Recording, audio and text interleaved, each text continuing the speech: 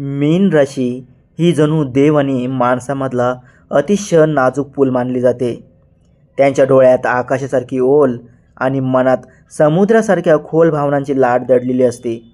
मीन राशींचा व्यक्ती अनेकदा अंतर्मुख असतो, कारण बाहेरच्या जगाची धावपळ त्याच्या संवेदनशील मनाला सहज पचत नाही. पैसा, यश किंवा कौतुक मिळालं तरी त्याला पूर्ण समाधान मिळत नाही आणि अनेक लोकांच्या सहवासात असतानाही तो आतून एकटेपणाची भावना अनुभवतो, कारण तो केवळ बाहेरचं जग नाही तर आत्म्याचं वेगळं विश्व जगत असतो. त्यांच्या आयुष्यात जणू एखादा अंधारलेला दरवाजा असतो जो अनेक वर्ष उघडत नाही. त्यांनी प्रार्थना केल्या, शांततेत दुःख सहन केलं, मन थकलं तरीही तो दरवाजा उघडत नाही. पण त्यांची ही शांत सहनशक्ती आणि विश्वास जणू ईश्वरी शक्तींनी तपश्चर्या मानून ऐकलेला असतो. आयुष्यात प्रेम हरवलं, स्वप्न अपूर्ण राहिली, नाती तुटली तरी त्यांचा विश्वास कायम राहिला आणि आता हाच विश्वास त्यांच्या आयुष्यात नवीन उत्तर घेऊन येतो आहे.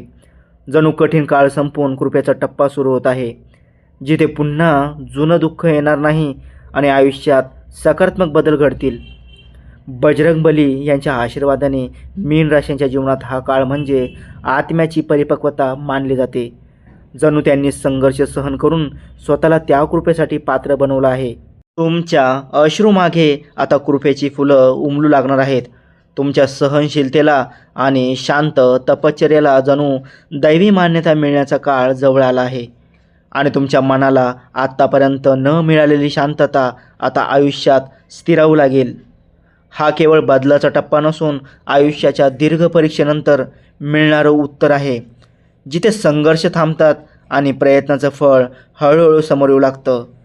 पहिली गोष्ट म्हणजे तुमचं मौन आता तुमची ताकद ठरणार आहे. तुम्ही आयुष्यभर कमी बोललात पण मनाने खूप काही अनुभवलं.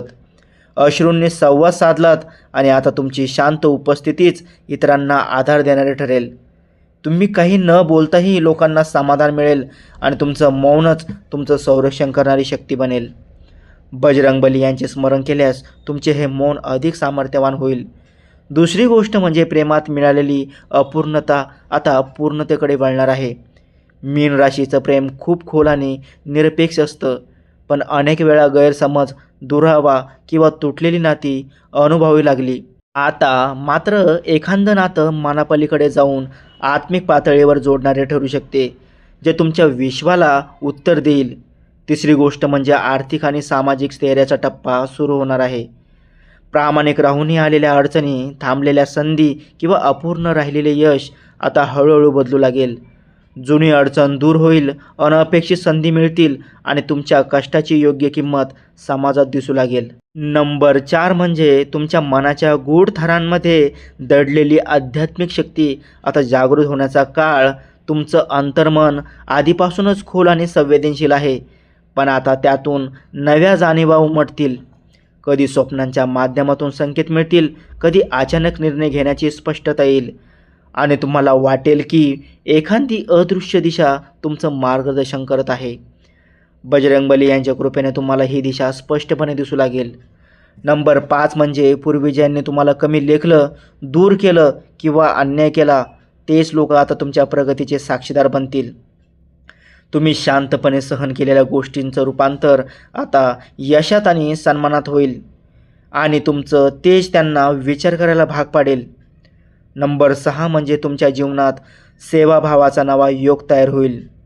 तुम्ही इतरांसाठी जे काही केलं त्यातून तुमच्यात एक वेगळी करुणा निर्माण झाली आहे आणि आता तुमचे शब्द, विचार आणि कृती इतरांसाठी मार्गदर्शक ठरू शकतात, जणू तुम्ही एखाद्या मोठ्या कार्यासाठी माध्यम बनत आहात.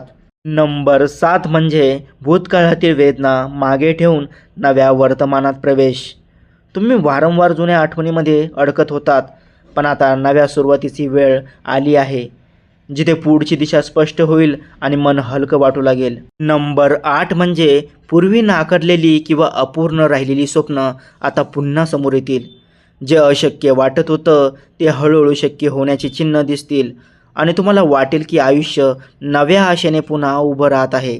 नंबर 9 म्हणजे तुमच्याकडून कधीतरी आलेली एखादी कल्पना, एखादं स्वप्न जे त्यावेळी कुणालाही समजलं नाही किंवा परिस्थितीमुळे अपूर्ण राहिलं, ते आता पुन्हा जिवंत होण्याची चिन्ह दिसू लागतील.